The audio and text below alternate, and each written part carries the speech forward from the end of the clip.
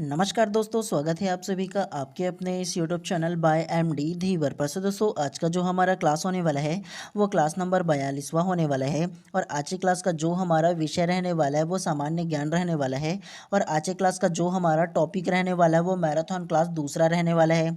तो आप लोगों को बता दूं ना, जब तक कि आप लोगों का एग्जाम नहीं होता हम लोग कंटिन्यू मैराथन क्लास लेकर के आएंगे। और आप लोगों का ना सारे जो आप लोगों का सिलेबस है ना, उसमें जो जो इंपॉर्टेंट टॉपिक है जहाँ से अधिकतर क्वेश्चन पूछा जाता है, तो उस टॉपिक को आप लोगों को कवर कराऊंगा। और एक प्रश्न के माध्यम से ना सारे प्रश्नों को आप लोगों को अच्छे से समझाऊंगा, ठीक है।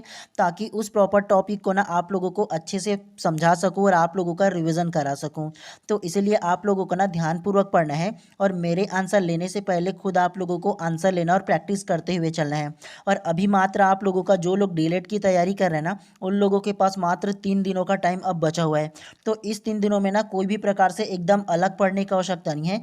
जितना से जितना ज़्यादा हो सके केवल आप लोग क्या कीजिए, प्रैक्टिस कीजिए और रिवीजन कीजिए। मतलब ये है कि जितना आप लोगों ने पढ़ा है ना, तो उसका आप लोग रिवीजन करते हुए चलिए। और अगर आप लोगों ने शॉर्ट नोट्स बनाए हैं तो उसे कम से कम 1-2 बार पढ़ करके ना रिवीजन कर लीजिए। क्योंकि अभी के डेट में ना जितना ज़्यादा रिवीजन करोगे, जितना पढ़े रहोगे, वही आप लोगों को काम आने वाला है। तो एकदम कोई एक्स्ट्रा या बिना पढ़े वाला ना, मतलब कोई नया टॉपिक एकदम पढ़ने की आवश्यकता नहीं है। जो जो आप लोग पढ़े हो ना, केवल उन्हीं को अच्छे से रिवीजन करते हुए चलिएगा, ठीक है। और आप लोगों को मैं ना ये मैराथन क्लास के माध्यम से आप लोगों को भी जो जो इंपॉर्टेंट टॉपिक है उसका भी आप लोगों को अच्छे से समझाते हुए चलूंगा और आपको रिवीजन कराऊंगा। तो चलिए ज़्यादा देर नहीं करते हैं, सीधा सीधा पढ़ने के ऊपर फोकस करते हैं। तो आप लोगों को ना ये जो क्वेश्चन नंबर अलग अलग रहेगा ना, उसमें उसका क्वेश्चन नंबर है वो उल्टा पुल्टा हो सकता है, ठीक है। तो उस पर ध्यान मत दीजिएगा आप लोग, ठीक है। चलिए ज़्यादा देर नहीं करते हैं, पढ़ने के ऊपर फोकस करते हैं।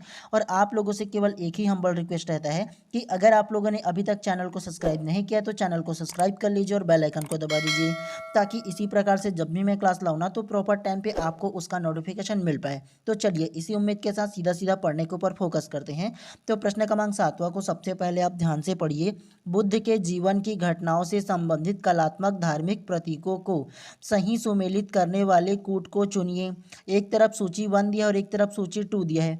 सूची 1 में बुद्ध के अलग अलग जो जीवन में जो घटना हुआ है उसको दिया है, और दूसरे तरफ ना जो बुद्ध के जीवन की घटना की जो प्रतीक चिन्ह है ना, तो उसको दिया है। सबसे पहले सूची 1 में बुद्ध का जन्म, ब गृह त्याग, स ज्ञान प्राप्ति और द निर्वाण। उसके अलावा देखो सूची 2 में पहला पद चिन्ह, दूसरा वृक्ष, तीसरा घोड़ा और चौथा कमल।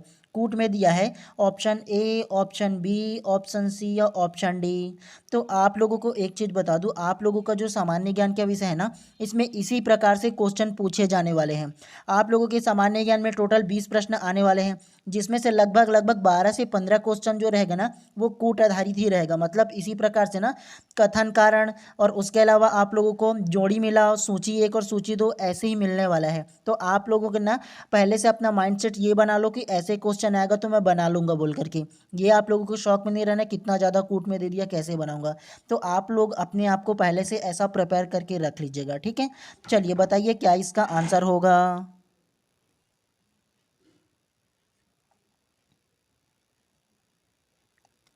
तो प्रश्न क्रमांक 7वां का जो करेक्ट आंसर होगा ना वो ऑप्शन नंबर बी जो है इसमें करेक्ट हो जाएगा। कैसे?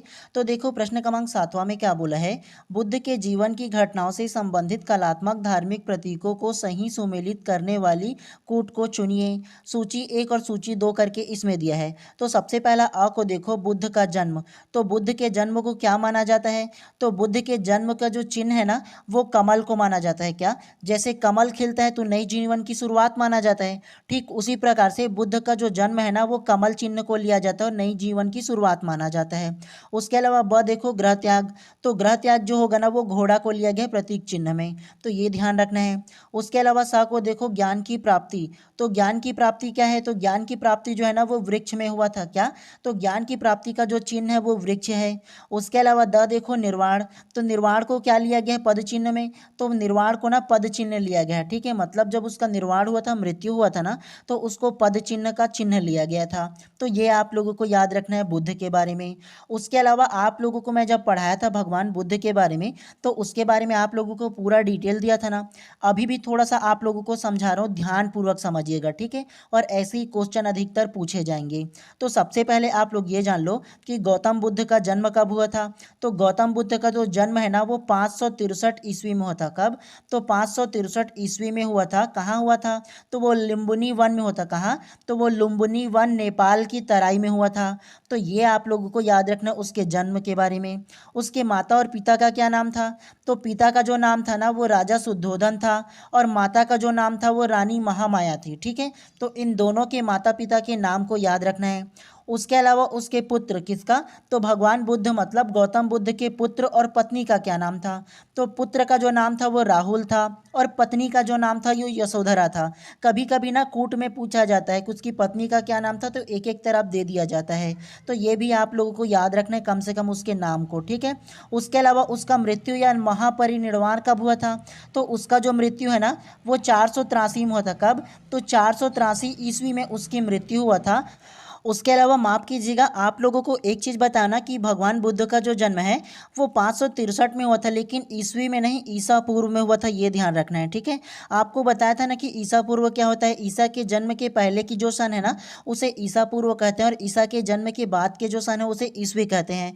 तो भगवान बुद्ध का जो जन्म है ना वो 563 में हुआ था, लेकिन ईसा पूर्व में हुआ था। ये आप लोगों को ध्यान रखना है। और उसका जो मृत्यु है ना वो 483 ईसा पूर्व को हुआ था। तो इन दोनों को आप लोगों को याद रखना है इसके बारे में, ठीक है। तो ये वेरी वेरी इंपॉर्टेंट है।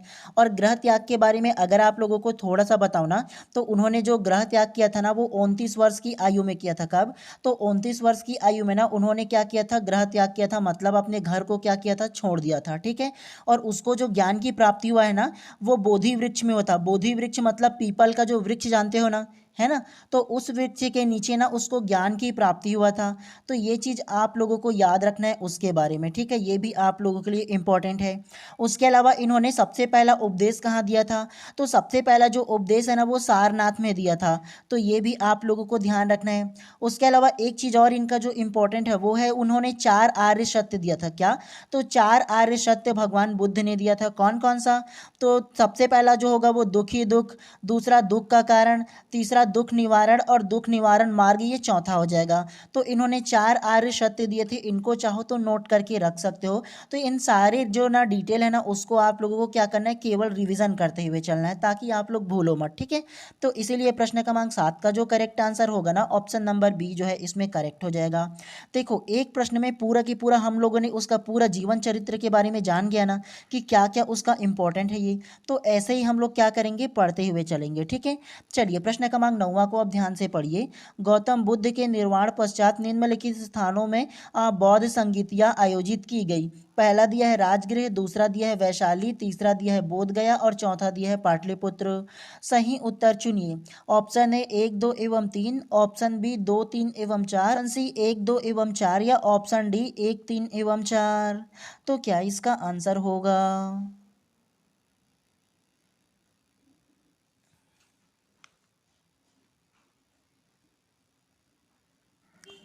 तो प्रश्न क्रमांक 9 का जो करेक्ट आंसर होगा ना वो ऑप्शन नंबर सी 1, 2 एवं 4 इसमें करेक्ट हो जाएगा। कैसे? गौतम बुद्ध के निर्वाण के पश्चात निम्नलिखित स्थानों में बौद्ध संगीतियों का आयोजन किया गया। तो देखो प्रमुख आप लोगों को अगर बताओ ना तो गौतम बुद्ध की मृत्यु के बाद ना लगभग लगभग 4 इसमें संगीतियाँ हुआ है। कौन कौन सा और कहाँ कहाँ और कौन इसके अध्यक्ष थे इसके बारे में जान लो, क्योंकि अधिकतर ना इसमें से एक प्रश्न पूछा जाता है। एक तरफ बौद्ध संगीतियाँ दे दिया जाता है और दूसरे तरफ उसके सन को दे दिया जाता है, या उसके प्रमुख जो ना शासक थे उसका नाम दे दिया जाता है उस समय, या उसके प्रमुख जो अध्यक्ष थे उसका नाम दे दिया जाता है। तो आप लोगों को ना याद रखना है, ठीक है। सबसे पहला जो होगा ना जो बौद्ध संगीतिया हुआ था वो आप लोगों को डिटेल में बताता हूँ, याद रखना है। सबसे पहला जो संगीति हुआ था वो 483 में हुआ था। कब? तो सबसे पहला पहला जो संगीत हुआ था वो 483 में हुआ था। कहाँ हुआ था? तो वो राजगृह में हुआ था। और इसके अध्यक्ष कौन थे? तो वो अजात शत्रु थे। तो ये आप लोगों को याद रखना है, राजगृह में पहला हुआ था, तो ये इसमें करेक्ट हो जाएगा।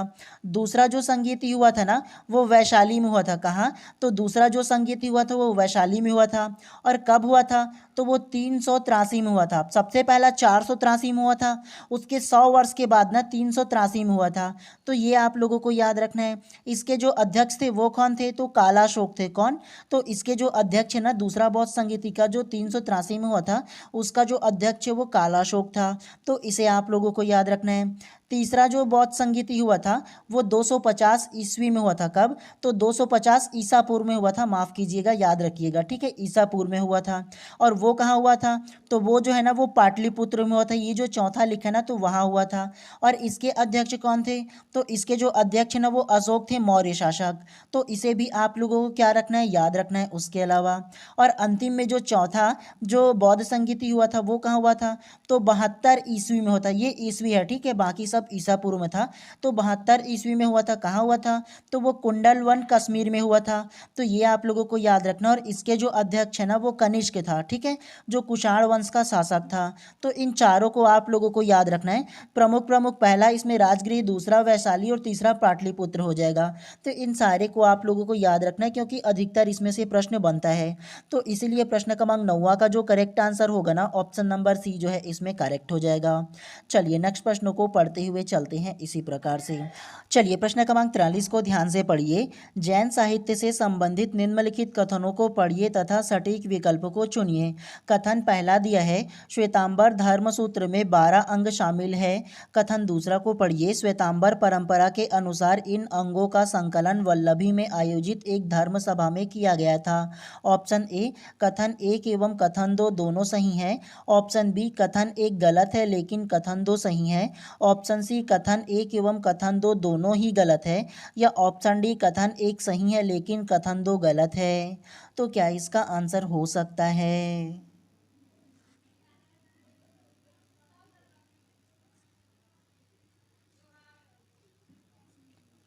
तो प्रश्न क्रमांक 43 का जो करेक्ट आंसर होगा ना वो ऑप्शन नंबर डी इसमें करेक्ट हो जाएगा। कथन एक सही है लेकिन कथन दो इसमें गलत है, करेक्ट हो जाएगा। कैसे? तो जैन साहित्य से संबंधित निम्नलिखित कथनों को पढ़िए तथा सटीक विकल्प चुनिए। तो जैन साहित्य से संबंधित दो कथन दिया है। सबसे पहला जो कथन है उसको पढ़िए, श्वेतांबर धर्मसूत्र में 12 अंग शामिल है। तो ये इसमें करेक्ट हो जाएगा। श्वेतांबर जो धर्मसूत्र है ना उसमें 12 जो अंग है वो शामिल है, ये इसमें करेक्ट हो जाएगा। लेकिन कथन दूसरा गलत हो जाएगा। कैसे? तो श्वेतांबर परंपरा के अनुसार इन अंगों का संकलन वल्लभी में आयोजित धर्म सभा में किया गया था। तो ये इसमें गलत हो जाएगा, ये आप लोगों को याद रखना है, ठीक है। श्वेतांबर परंपरा के अनुसार ना इन अंगों का संकलन जो है ना वो अभी में आयोजित धर्म सभा में किया गया है बोला है, तो वहाँ नहीं किया गया था, ये आप लोगों को ध्यान रखना है इसके बारे में, ठीक है। तो इसीलिए प्रश्न क्रमांक 43 का जो करेक्ट आंसर है ना ऑप्शन नंबर डी जो है इसमें करेक्ट हो जाएगा। पहला जो कथन है वो सही हो जाएगा और दूसरा जो कथन है वो गलत हो जाएगा। तो ध्यान रखना है। और आप लोगों को ना अधिकतर जो आप लोगों का इसमें जो क्वेश्चन लाए हो ना उसमें से कम 80% जो क्वेश्चन है ना वो आप लोगों का कूट आधारित है, ताकि आप लोगों का प्रैक्टिस हो सके। और जितना प्रैक्टिस करोगे, जितना अच्छे से समझ करके पढ़ोगे, वो आप लोगों के लिए इंपॉर्टेंट रहेगा। चलिए प्रश्न क्रमांक 20 को आप ध्यान से पढ़िए। वर्धमान महावीर के संबंध में क्या सही नहीं है? ऑप्शन ए, उन्हें 24वां और अंतिम तीर्थकर माना जाता है। ऑप्शन बी, उनकी माता लिच्छवी के राजा चेतक की बहन थी। ऑप्शन सी, उन्हें अपने जीवन काल में विवाह नहीं किया। या ऑप्शन डी, उन्होंने 527 ईसा पूर्व में पटना के नज़दीक पावापुरी में देह त्याग किया। तो क्या इसका आंसर होगा?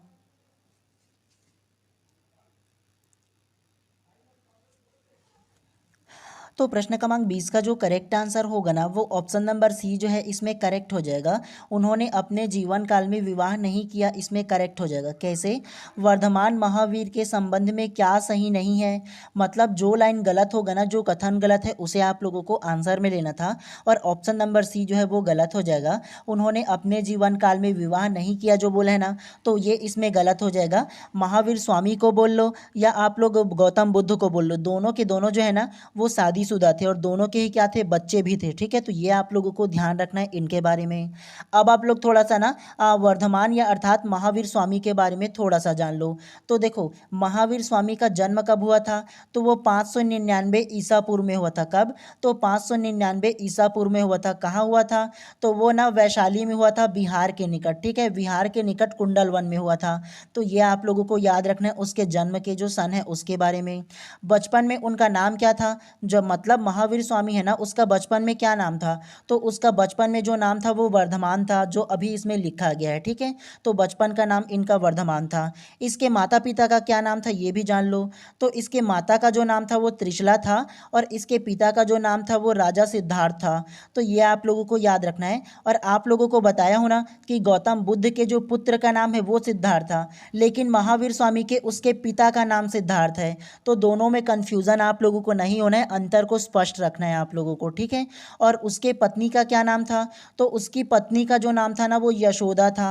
तो ये आप लोगों को याद रखना है उसके पत्नी के बारे में। ठीक है, उसके अलावा उन्होंने गृह त्याग कब किया था, मतलब घर को कब छोड़ा था, तो उन्होंने 30 वर्ष की आयु में उन्होंने अपने घर को छोड़ दिया था।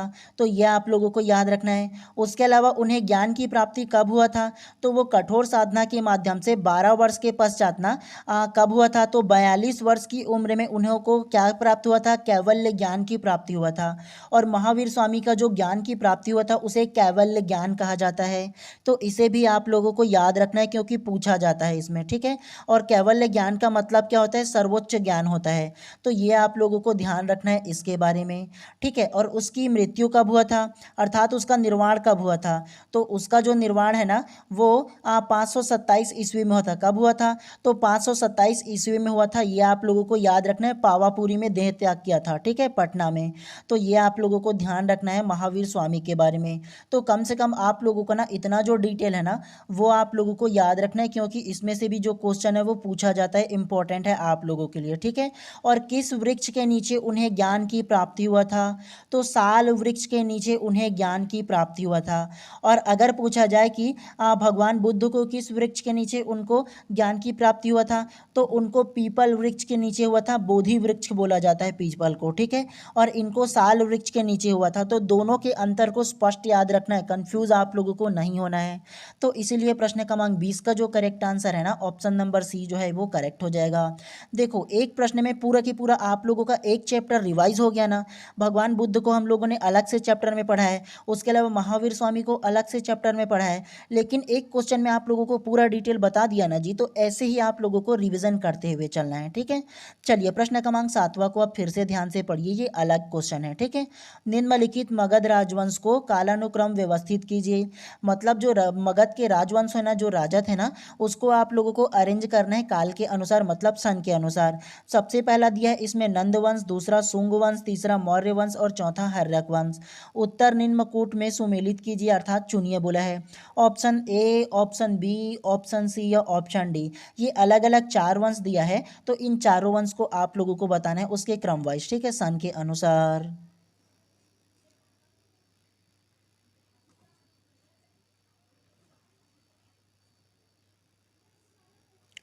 तो प्रश्न क्रमांक 7वां का जो करेक्ट आंसर होगा ना वो ऑप्शन नंबर बी जो है इसमें करेक्ट हो जाएगा। 4, 1, 3 एवं 2 इसमें जो है ना वो करेक्ट हो जाएगा। कैसे, निम्नलिखित मगध राजवंशों को कालानुक्रम के अनुसार व्यवस्थित कीजिए। तो मगध राजवंश में ना प्रमुख 4 जो वंश है ना उन्होंने शासन किया था, और अलग अलग भी वंश है, लेकिन 4 जो प्रमुख वंश है ना उसका नाम अधिकतर जिक्र में आता है। कौन कौन सा वंश, तो सबसे पहला जो होगा वो हर्यक वंश हो जाएगा। तो ये सबसे पहला आ जाएगा हर्यक वंश। हर्यक वंश का जो काल है ना, मतलब हर्यक वंश को जो शासन काल है वो 544 कितना, तो 544 से लेकर के ना 412 तक की इसका शासन चला था। और हर्यक वंश के संस्थापक कौन है, तो हर्यक वंश के जो संस्थापक है वो बिंबसार है। ठीक है, बिंदुसार अलग है, बिंबसार अलग है, दोनों को आप लोगों को याद रखना है। ठीक है, हर्यक वंश के जो संस्थापक हो गए ना वो बिंबसार है, तो बिंदुसार नहीं है, बिंबसार है। आप लोगों को याद रखना है हर्यक वंश के संस्थापक। ठीक है, तो ये आप लोगों को याद रखना है इसके बारे में। सबसे पहला हर्यक वंश हो जाएगा।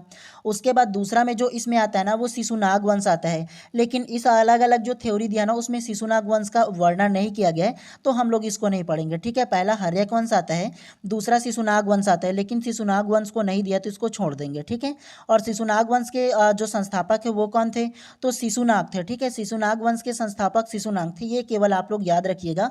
और इसका जो सन था ना शिशुनाग वंश का वो 412 से स्टार्ट हुआ था, तो ये आप लोगों को याद रखना है, 412 से उसका स्टार्ट हुआ था, और अंतिम में जो होगा वो 344 उसका हो जाएगा, तो ये याद रखना है। उसके अलावा दूसरा में आएगा ना, मतलब तीसरा में आएगा उसके अनुसार, और इसमें जो आएगा ना प्रश्न के अनुसार, वो दूसरा में जो होगा वो नंद वंश हो जाएगा। और नंद वंश के जो काल है, मतलब जो सन है वो क्या था, तो वो 344 था। कितना, तो 344 से लेकर के 322 तक की इसका शासनकाल चला था, तो ये आप लोगों को याद रखना। और ये सारे के सारे जो सन होगा ना वो ईसा पूर्व में काउंट होगा, तो याद रखना है। और नंद वंश के संस्थापक कौन है, तो महापदम नंद इस वंश के संस्थापक है, तो ये आप लोगों को याद रखना है नंद वंश के बारे में। उसके अलावा तीसरा जो होगा ना वो मौर्य वंश हो जाएगा, इसमें तीसरा आ जाएगा। और मौर्य वंश के जो शासन है वो कब से कब तक चला था, तो मौर्य वंश का जो शासन है वो 322 से लेकर के 185 तक की इसका शासन चला था। और मौर्य वंश के संस्थापक कौन है, तो चंद्रगुप्त मौर्य को मौर्य वंश का संस्थापक माना जाता है, जिसके बारे में जब पढ़ाया था आप लोगों को कहानी सुनाया था ना कि चाणक्य की सहायता से चंद्रगुप्त मौर्य ने घनानंद को हरा करके क्या किया था, मौर्य वंश की स्थापना किया था। आप लोगों ने कहानी भी सुना होगा मौर्य वंश के बारे में, है ना, तो ये आप लोगों को याद रखना है। और उसके अलावा अंतिम में जो होगा ना वो शुंग वंश हो जाएगा।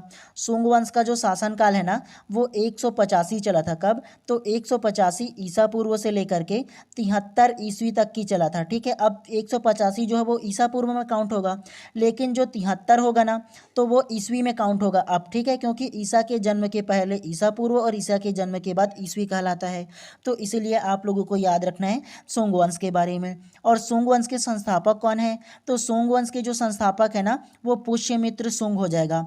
और ये जो मौर्य वंश के जो अंतिम शासक थे ना, क्या थे मौर्य वंश के अंतिम शासक, बृहद्रथ थे। कौन थे, तो मौर्य वंश के अंतिम शासक बृहद्रथ थे ना, तो बृहद्रथ के जो सेनापति था ना वही शुंग था, मतलब पुष्यमित्र शुंग था। इन्होंने ही क्या किया था, अपना जो राजा था ना, अपना जो मालिक था उसका हत्या कर दिया था, और हत्या करके शुंग वंश की स्थापना कर दिया था और मौर्य वंश को समाप्त कर दिया गया था। तो ये आप लोगों को याद रखना है इसके बारे में। ठीक है, तो इसीलिए प्रश्न क्रमांक जो 7 है ना उसका जो करेक्ट आंसर होगा ऑप्शन नंबर बी जो है वो करेक्ट हो जाएगा। एकदम सम को याद नहीं रखोगे चलेगा, लेकिन इसके सीक्वेंस को याद रखना पूछा जाता है अक्सर। ठीक है, और इसके संस्थापक जो रहेगा ना, प्रमुख प्रमुख जो वंश है उसको याद रख लेना, अच्छा रहेगा आप लोगों के लिए। रटना मत, केवल इसको समझ लेना, अच्छे तरीके से याद रखोगे तो बन जाएगा आप लोगों को। ठीक है, चलिए प्रश्न क्रमांक 5वां को अब ध्यान से पढ़िए। निम्नलिखित मौर्य शासक बौद्ध धर्म के अनुयायी थे, तो कौन कौन से शासक बौद्ध धर्म के अनुयायी थे आपको ये बताना है। पहला दिया है चंद्रगुप्त, दूसरा दिया है अशोक, तीसरा दिया है बिंदुसार और चौथा दिया है दशरथ। उसके अलावा बोला है सही उत्तर चुनिए। ऑप्शन ए 1 एवं 2, ऑप्शन बी 2 एवं 3, ऑप्शन सी 3 एवं 4 या ऑप्शन डी 2 एवं 4। तो क्या इसका आंसर हो सकता है।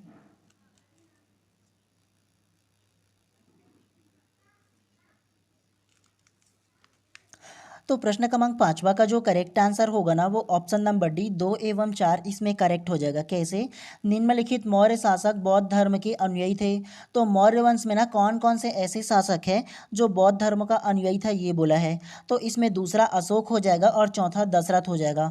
ये दोनों के दोनों ना बौद्ध धर्म का अनुयायी था, बौद्ध धर्म को मानने वाले थे, ये आप लोगों को याद रखना है इसके बारे में।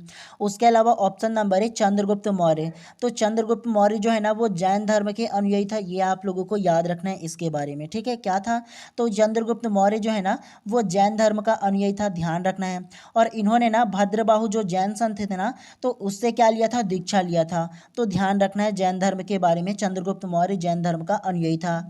उसके अलावा तीसरा इसमें दिया है बिंदुसार, तो बिंदुसार जो है ना वो अजीवक धर्म के अनुयायी था। क्या, तो बिंदुसार जो है ना वो अजीवक धर्म का अनुयायी था, तो ये आप लोगों को याद रखना है बिंदुसार के बारे में। ठीक है, और अजीवक का क्या मतलब होता है, अजीवक का जो मतलब होता है ना वो भाग्य में जो लिखा होता है वही होगा, चाहे हम लोग जो कुछ भी कर ले, तो ये उसका कहना था, उसका मानना था। ठीक है, वो नियतिवाद को मानने वाले थे, तो ये आप लोगों को याद रखना है। बिंदुसार जो है वो अजीवक धर्म के संप्रदाय के क्या थे, मानने वाले थे, तो ध्यान रखना। तो इसीलिए प्रश्न क्रमांक 5 का जो करेक्ट आंसर होगा ना ऑप्शन नंबर डी जो है इसमें करेक्ट हो जाएगा। चलिए थोड़ा सा अब कुछ जो क्वेश्चन है ना वो सूफी आंदोलन के बारे में थोड़ा सा पढ़ लेते हैं। चलिए फर्स्ट को ध्यान से पढ़िए प्रश्न क्रमांक, निम्नलिखित में से किस सूफी संत ने भारत में हिंदू मुस्लिम एकता के विचार का प्रादुर्भाव किया? Option A Sheikh Bahauddin Zakariya, option B Sheikh Bahauddin Suhrawardi, option C Sheikh Abdul Qadir Jilani या ऑप्शन डी शेख मोइनुद्दीन चिश्ती। तो क्या इसका आंसर हो सकता है? तो प्रश्न क्रमांक 1 का जो करेक्ट आंसर होगा ना वो option number D Sheikh Moinuddin Chishti इसमें करेक्ट हो जाएगा। कैसे? निम्नलिखित में से किस सूफी संत ने भारत में हिंदू मुस्लिम एकता का विचार का प्रादुर्भाव किया? तो भारत में एकता के प्रादुर्भाव का जो विचार किया था ना वो option number D Sheikh Moinuddin Chishti इसमें करेक्ट हो जाएगा। मतलब भारत में हिंदू मुस्लिम एकता के विचार का प्रादुर्भाव किया था शेख मोइनुद्दीन चिश्ती ने। तो ये आप लोगों को याद रखना है। उसके अलावा option number B Sheikh Shihabuddin Suhrawardi. तो शेख सिहाबुद्दीन सुहरावर्दी जो है ना वो सुहरावर्दी संप्रदाय के संस्थापक है, ये चीज़ आप लोगों को याद रखना है इसके बारे में। उसके अलावा एक जो आता है सिलसिला नक्शबंदी आता है, तो नक्शबंदी संप्रदाय के संस्थापक कौन है? तो ख्वाजा बहाउद्दीन नक्शबंदी हो जाएगा। तो ये भी आप लोगों को याद रखना है। उसके अलावा एक जो सिलसिला आता है वो कादरी सिलसिला आता है, तो उसके संस्थापक कौन है? तो शेख अब्दुल कादरी इसके संस्थापक है। तो अलग अलग जो संस्थापक है ना उनको आप लोगों को याद रखना है इसके बारे में, ठीक है। और एक जो ना सिलसिला है वो कौन सा है? तो वो फिरदौसी सिलसिला है। और फिरदौसी सिलसिला के संस्थापक कौन है? तो शेख बदरुद्दीन समरकंद है। तो ये भी आप लोगों को ध्यान रखना है इन सारे लोगों के बारे में, ठीक है। तो अलग अलग संस्थापक को आप लोगों को ध्यान रखना है।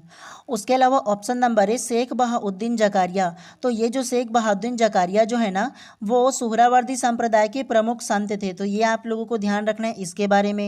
उसके अलावा option number C Sheikh Abdul Qadir Jilani. तो शेख अब्दुल कादिर जिलानी जो है ना वो कादरी संप्रदाय के एक प्रमुख संत हैं। तो इनको भी आप लोगों को ध्यान रखना है इसके बारे में, ठीक है। तो इसीलिए प्रश्न क्रमांक 1 का जो करेक्ट आंसर होगा ना ऑप्शन नंबर डी जो है इसमें करेक्ट हो जाएगा।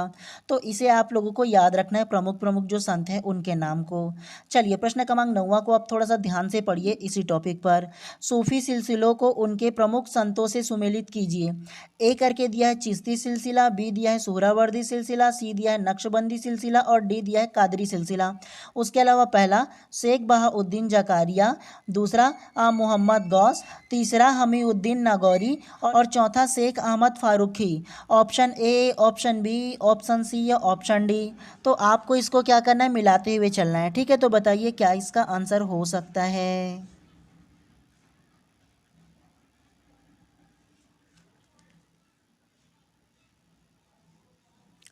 तो प्रश्न क्रमांक 9 का जो करेक्ट आंसर होगा ना वो ऑप्शन नंबर सी जो है इसमें करेक्ट हो जाएगा। कैसे?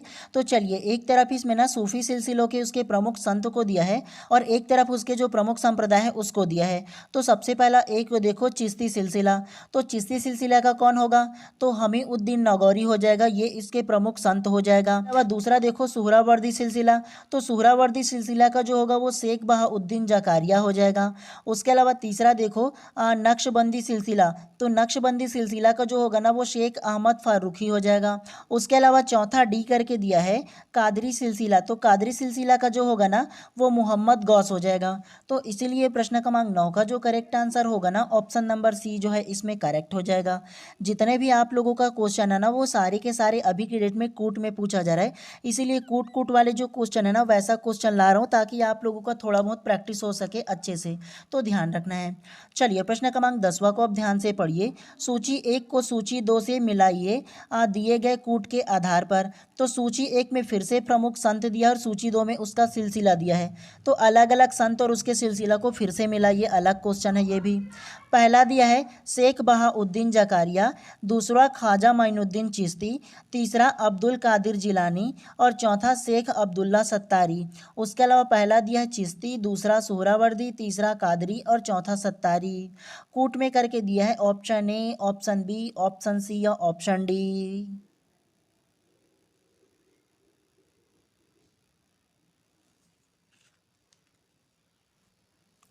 तो प्रश्न क्रमांक 10वां का जो करेक्ट आंसर होगा ना वो ऑप्शन नंबर ए जो है इसमें करेक्ट हो जाएगा। कैसे? तो सूची एक में संत को दिया है, सूची दो में उसका सिलसिला के दिया है।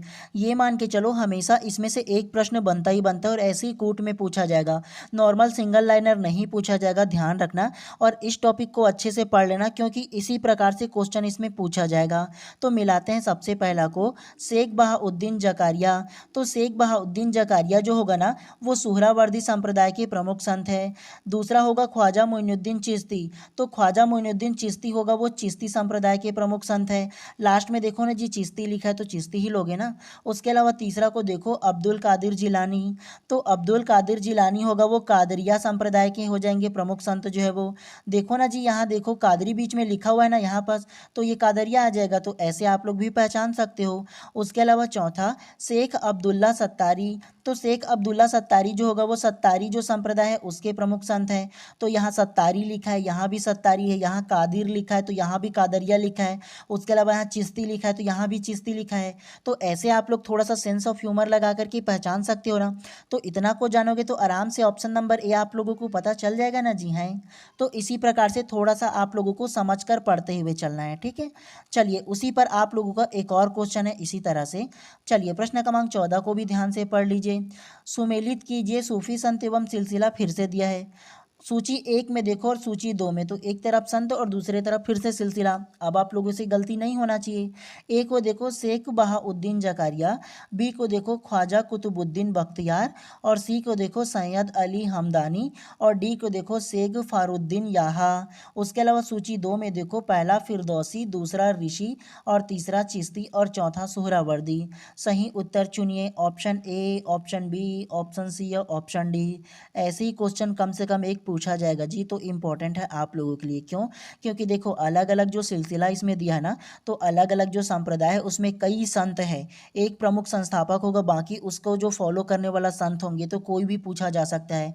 तो इसीलिए इस प्रकार से अलग अलग क्वेश्चन लाते रहता हूँ। तो बताइए क्या इसका आंसर हो सकता है?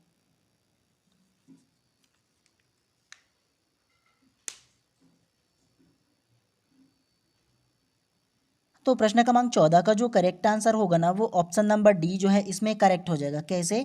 तो सूची एक में संत दिया और सूची दो में सिलसिला दिया, तो मिलाते हैं। सबसे पहला ए को देखो शेख बहाउद्दीन जकारिया। तो शेख बहाउद्दीन जकारिया जो होगा वो सुहरावर्दी संप्रदाय के प्रमुख संत हैं। बी को देखो ख्वाजा कुतुबुद्दीन बख्तियार। तो ख्वाजा कुतुबुद्दीन बख्तियार जो होगा वो चिश्ती संप्रदाय के प्रमुख संत हैं। उसके अलावा सी सैयद अली हमदानी। तो सैयद अली हमदानी जो होगा ना वो ऋषि सिलसिला के प्रमुख संत है। उसके अलावा चौथा शेख फरुद्दीन याहा।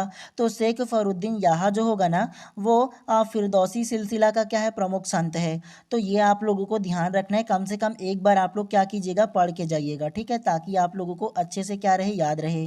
चलिए अब आप लोगों को ना दूसरे टाइप से जो क्वेश्चन है उसको पढ़ते हुए चलते हैं। चलिए प्रश्न क्रमांक 7वां को ध्यान से देखिए। सुमेलित कीजिए दक्षिण भारत के प्रमुख संत एवं उसके दर्शन को। सूची एक में संत दिया है और सूची दो में उसका दर्शन दिया है। सबसे पहला दिया है ए करके रामानुज, बी दिया है माधवाचार्य, सी दिया है निम्बाकाचार्य, और डी दिया है वल्लभाचार्य। उसके अलावा सूची दो में दर्शन दिया है, पहला दिया है शुद्ध द्वैतवाद, दूसरा द्वैताद्वैतवाद, तीसरा द्वैतवाद, और चौथा विशिष्ट द्वैतवाद। सही उत्तर चुनिए बोला है, और option A, option B, option C या ऑप्शन डी। तो क्या इसका आंसर होगा?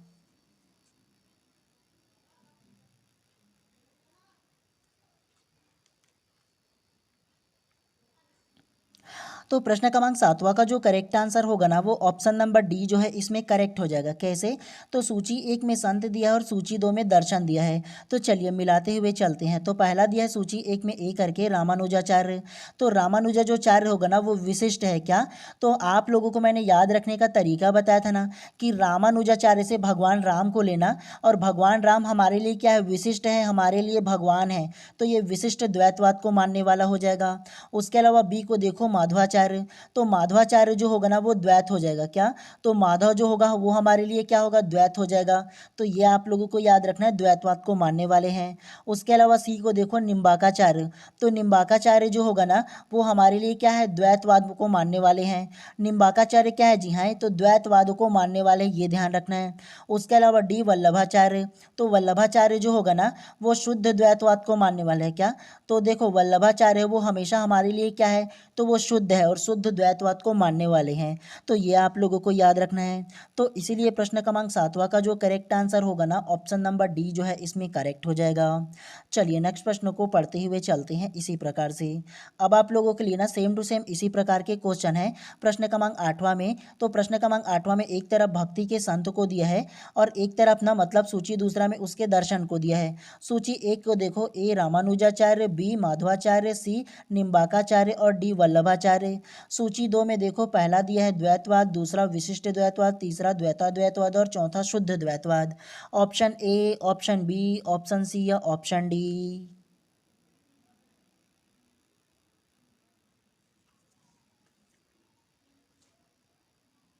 तो प्रश्न क्रमांक 8वां का जो करेक्ट आंसर होगा ना वो ऑप्शन नंबर बी जो है इसमें करेक्ट हो जाएगा। कैसे, तो चलिए सूची एक को सूची दो से मिलाते हैं। एक तरफ भक्ति आंदोलन और एक तरफ दर्शन को दिया है।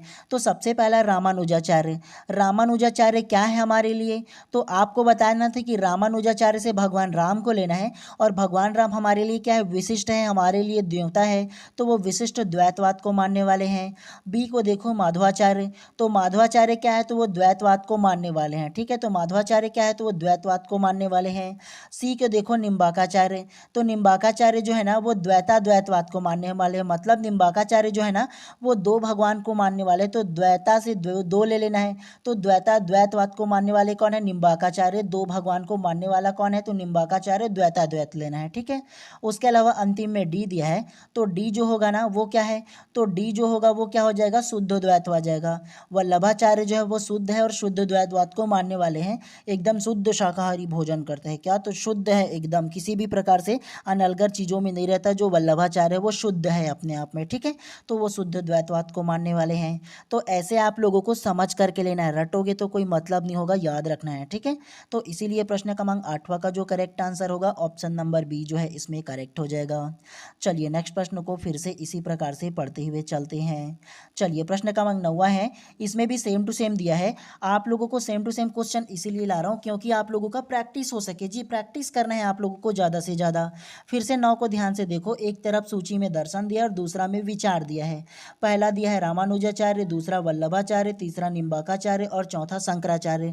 एक केवल इसमें अलग दिया है। पहला दिया है अद्वैतवाद, दूसरा शुद्ध द्वैतवाद, तीसरा विशिष्ट द्वैतवाद और चौथा द्वैताद्वैतवाद। ऑप्शन ए, बी, सी और डी कौन सा होगा बताओ जल्दी से, ज़्यादा टाइम नहीं दूंगा इसमें आपको।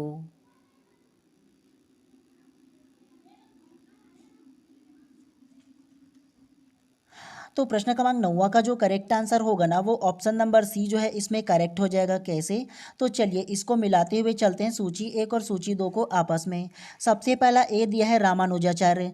तो रामानुजाचार्य मतलब रामानुजाचार्य से क्या लेना है, भगवान राम को लेना है। और भगवान राम हमारे लिए क्या है, विशिष्ट है, आदरणीय है।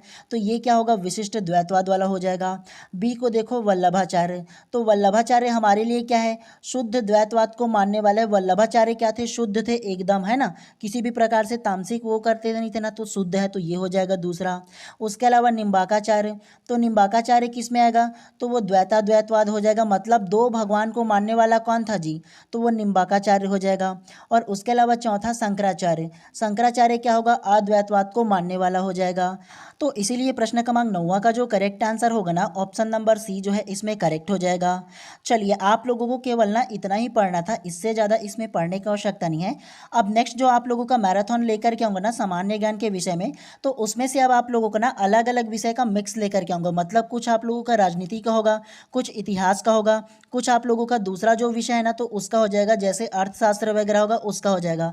तो अब आप लोगों के लिए मिक्स टाइप से क्वेश्चन लेकर के आऊँगा, ठीक है, ताकि आप लोगों का अब प्रैक्टिस हो सके। चलिए आप लोग अच्छे से पढ़िएगा। इसका जो PDF है अभी जस्ट अपने व्हाट्सएप ग्रुप में डाल दूंगा, तो वहाँ से दोबारा पढ़ लीजिएगा। ठीक है, चलिए आप सभी लोगों का दिन शुभ एवं मंगलमय हो। मिलते हैं इसी प्रकार से नेक्स्ट क्लास में।